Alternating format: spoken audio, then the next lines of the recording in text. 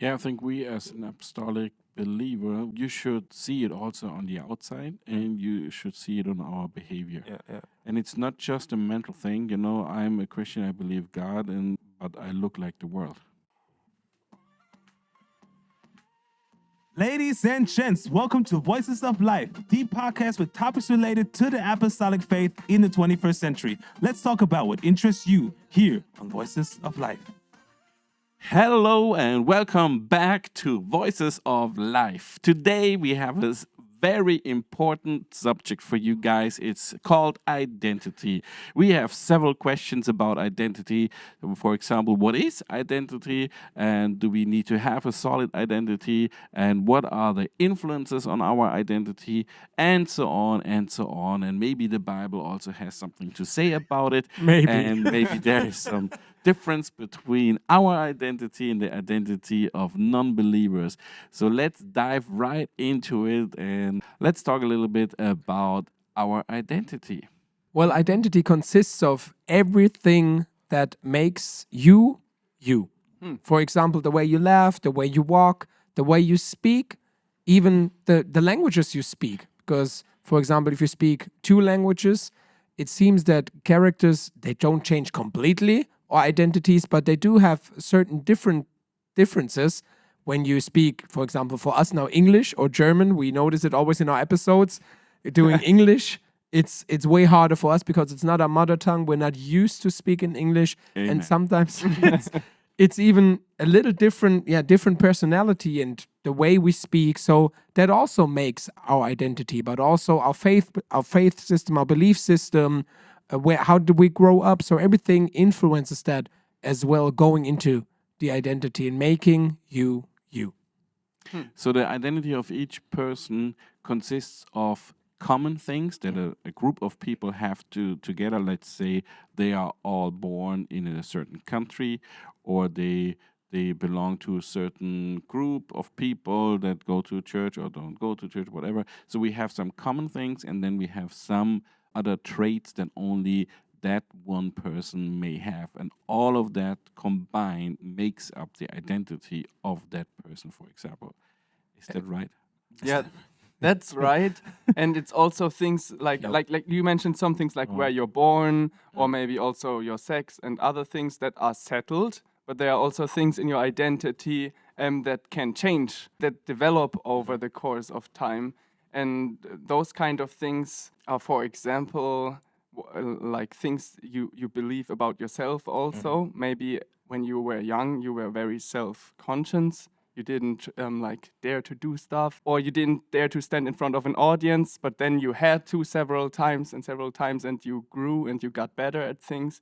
And now you are in some way someone different than you were before, because you went through, let's say, tests, that challenged you to step out and like shape yourself in a new way. And so you develop a slightly different identity. And it's interesting that little children, they don't realize themselves as themselves until they're like about 18 months old. So even when they see themselves in the mirror, they sometimes even say "mommy," because they don't see it's me. I have a own personality. I have a own character. And I just want to give that question to Justin. Was that the same with your daughter? I was about to ask, is that true? You heard that? Okay, because my daughter, she already started with, I think, 14 months, she started seeing herself in the mirror and Or just... she's a Latino. That makes sense. She's She's different. Latina. She's yeah. built different. She has attitude, and she loves... Yeah, that makes sense. That makes sense. But, Yeah. Just a little thing Yeah. came to mind right now concerning my little niece, Yeah. now 2 years old. Mhm. Every time you show her a picture of herself, Mm. usually what we say, we Mhm. say, "Oh, that's you." We say "du." That's Mhm. because "du." We say that's you in German. And then when somebody shows her the picture and she points on that picture where she is on it, Yeah. and she says "du," Oh, wow. because now She or thinks- you yeah. now she believes that's the name. That's Oh, the name. no. That's funny. That's So funny. that's why we have to say now, "Oh, Tari, Yeah. that's her name." And, Wow. So it's funny. Yeah, yeah. They still have to learn it. Yeah, and I think people have to develop an identity, and they start when they are very young. Yeah, yeah. I mean, my little one, she's now 15 or 16 months old. And so, yeah, she sees things from her mom and me. And there's one story that I already told in the German episode. I will tell. You want another story? Okay. Steve wants another story. Oh, now I have to think about another story. Okay. Let me see. Let me see. I'm sorry. You can just Okay, just tell the Let me same let me tell the same story. I'm sorry. I don't have all the stories. She does so much one day, so that's why fine that we have that one story. Okay, so the thing is when I talk about different things with my wife and I, point out that something dumb happened or I did something dumb, then I tap myself on the forehead. And what she sees that or saw that, and now what we do is when she does something wrong, if she tries to eat something from the floor or stuff like that, and I would go like, Ivy, no, that's blah, that's blah. And then she looks at me and she's like, oh, and she shakes her head and just taps her forehead. But the thing is, her strength, she can't control it yet as I can control it. So she hits herself pretty hard on the forehead. And so all the time when people laugh with her or tell her to say no, she just hits herself on the forehead because she thinks, okay, that's the way when you do something dumb or something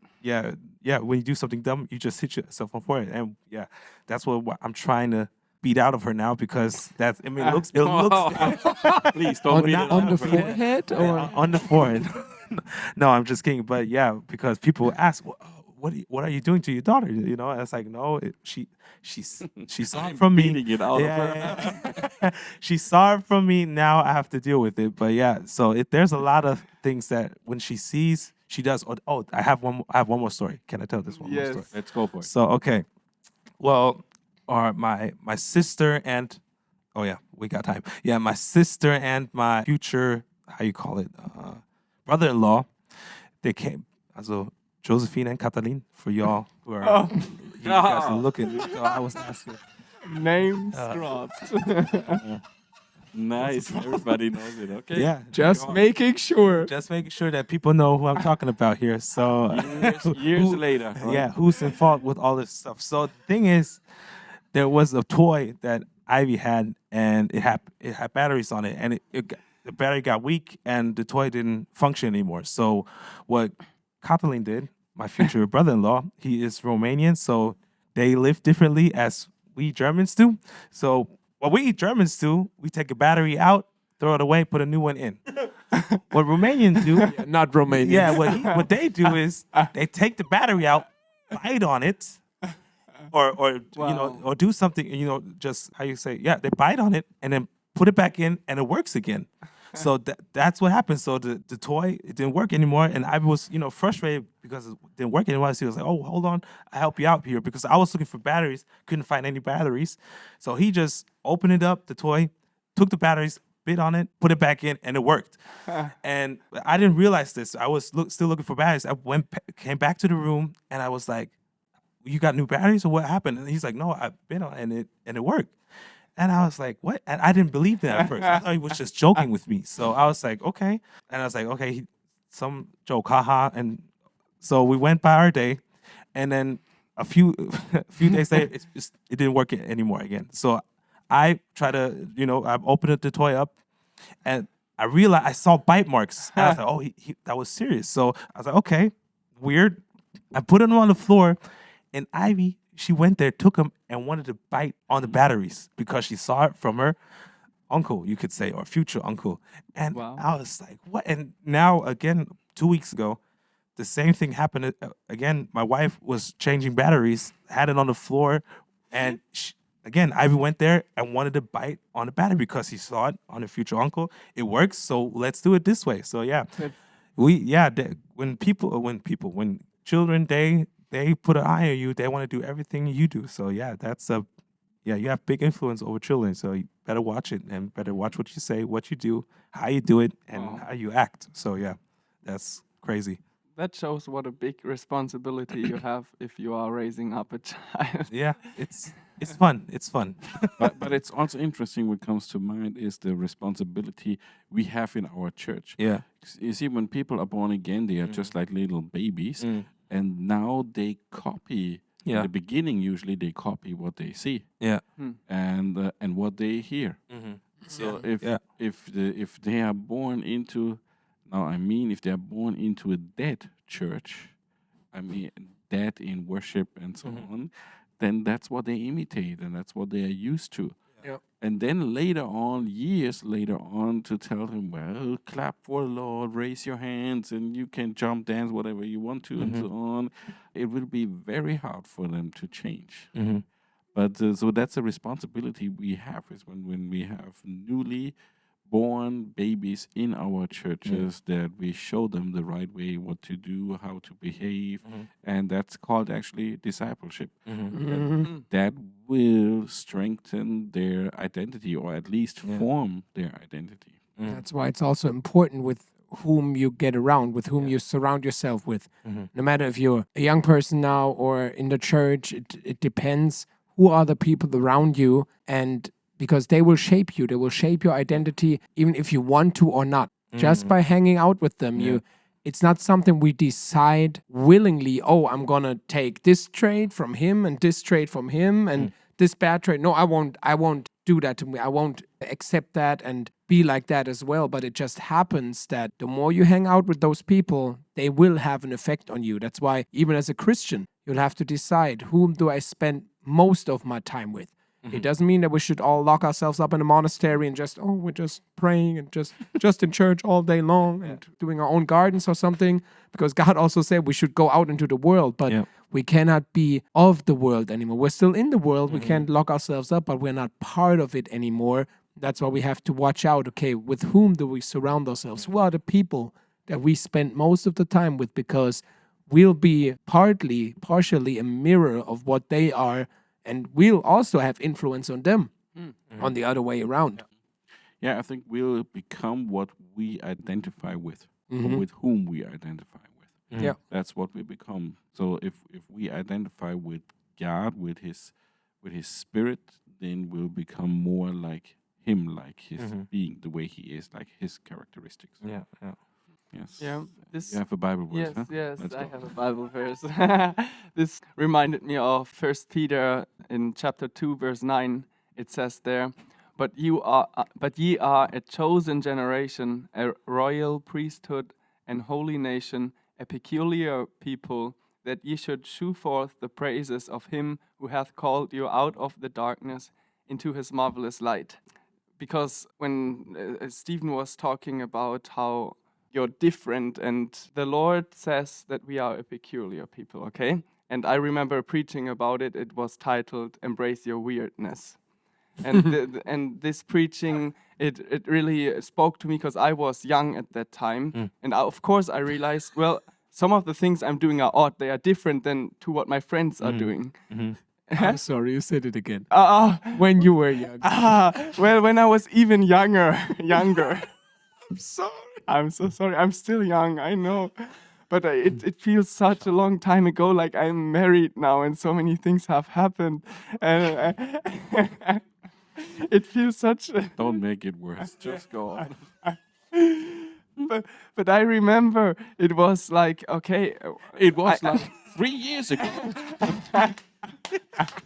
No, like, how old am I? Wait, I'm 22, so till 16, that must be already 5... It's 6 years. 6 years. bro. It's my head hurts. You know, I'm married for 5 years. Just, so it's not that But long. 6 years is Crazy, isn't it? is more than a quarter of my life. So That's what I mean by you being young. Because that's almost so cool. Okay, go on. Go, please go. so because you were talking about how friends are different, and if they are different, they can influence you.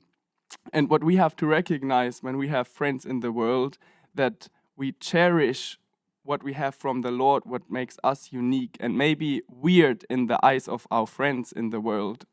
Maybe they think some things are weird, like, why do you take it so serious? Why do you not make a joke about this stuff like we are joking about it? Why do you not think it's funny? You know, like maybe they think some things are weird, but you should appreciate that weirdness and accept it, embrace it in your life.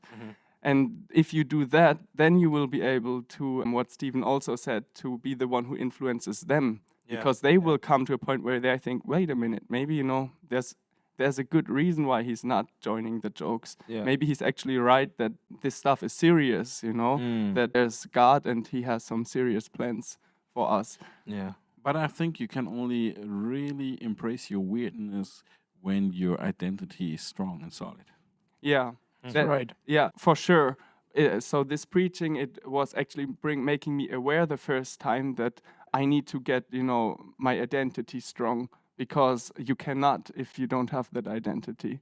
But it's very important that you do make the identity for this reason, because you will not be able to have an impact on others if you don't have the identity yourself, Yeah, yeah. because you're not authentic. And you need to be authentic in who you are in God. Yeah. Yeah. It's crazy how important it is to have that identity and developing it. If you're younger, developing that identity, and it will happen by itself, but then it'll be an identity that you might not even want it to have. I think it's a process that you'll have to work on yourself, to work on building that identity, work on building, okay, the people that I have in my life, the things, do I want those in my life? Do I want those characteristics in my life? For example, if you notice, hey, I do something, for example, you want to get up early, and you say, oh no, I hate getting up early, but you notice for yourself, hey, that's what I want to do, that's what I want to be, I want to get up early, I want to maybe work early and then be home when you're married earlier, maybe. So you'll have to actively work on it to build that identity, to have every building block and deciding, do I want to keep that? Because once it is part of your identity, getting rid of it is such a hard thing to do, because it's just part of who you are. It's part of what made you, what maybe experiences that formed you, and then getting rid of it once it solidified, it's so much harder than getting it right at the beginning and working on it. It's the same when you get saved as a Christian and you have certain characteristics, you have a certain identity. You most of the time, if you're not coming to the Lord when you're at an early age, for example, you're 30, you're 40, you're 50, you're 60, you have a firm identity already built for yourself, and then coming to the Lord, and it just turns your whole life around. And you just notice, wow, there is a new identity that has to build up now that is completely different than what I was before. And that's why I think it's oftentimes harder for people who come to the Lord at an older stage of their life to change that rapidly. Instead of a young person who has not built their identity so strong yet, it's much more easier to get formed than to get influenced by outside influences. Yeah, I think you have to do something to become that identity that you aspire. Yeah. For example, if you want to be an athlete, well, you know there are certain things that you have to do. Otherwise, you will not become an athlete. If you're not training or exercising, if you're just staying at home eating pizza and other things, you know, and you're just not moving around, you know, you won't become an athlete. Yeah. Yeah. So there's, I think, also a passion for it. You have to have willingness for it, and then you will do whatever is necessary to have that or get that identity. So you finally can tell people, well, I am an athlete. Yeah, I think it also works the other way around. If you are someone who does exercise several times a week and takes care of his diet and everything, then you know you're an athlete, you know, in your mind. You know you have that identity because you see it on the works of your life, you know. If you are a Christian who prays and who studies the Word and who makes experiences with God, then that will also tell you, well, I'm a Christian, like I'm a disciple, I'm a child of God. But if there are no experiences like that, then how should that identity get solid? It's just like you're trying to say, I'm an athlete, but your life is, you know, Show something else. show something else. Yeah. So that's, It's the fruit. We recognize it by the fruit. Yeah. If you see a tree and you say it's an apple tree, for example, Well, you know it because the leaves look the way they should look, and you see fruit on it. Yeah, that's And right. then you know exactly what that is, an apple tree or what a cherry tree or whatever it is.